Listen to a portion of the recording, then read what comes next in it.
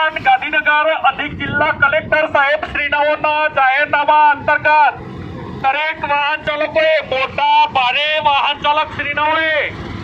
જાહેરનામા અંતર્ગત નોંધ લેવાની રહેશે કે તમારા ભારે વાહન વૈષ્ણોદેવીથી 60 સુધી કોઈ પણ પ્રકારનું ભારે વાહન લઈ જવાનું નથી। વૈકલ્પિક રૂટના ભાગરૂપે તમામ વાહન જુંડાલથી બાલાપીર સર્કલ થઈ રાજસ્થાન મહેસાણા તરફ જવાનું રહેશે।